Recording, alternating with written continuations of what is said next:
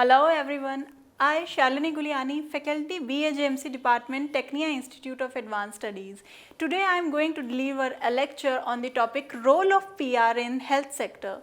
Hospitals have become more specialized from neurology to oncology. Some have multiple wards, some have only one, while others have more than 50 specializations. Patients have access to internet. They can easily find information about a medical unit or about a doctor, and so hospitals find themselves competing for the same patients.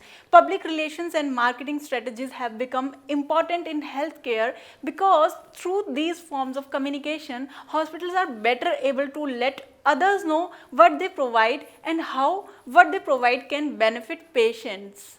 Hospitals, like other organizations, are competing between each other in a marketing, and stakes are high. Like every other institution, a hospital which communicates that is trustworthy, that it can provide quality and specialized services while being transparent, will earn the trust and respect of the people. Public relation can close the gap between a hospital and its audience, and it can build a bridge of trust between the organization and its audience.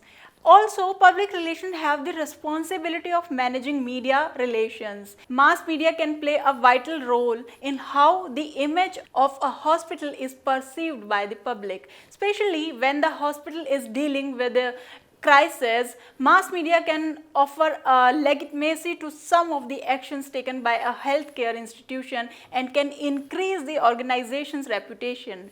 Building a brand for a hospital and managing its reputation are also two important aspects of public relations. Moreover, public relations can and must maintain a prosperous inter-organizational climate. The relation with investor, fundraising activities, public authorities, non-profit organizations and other similar institutions.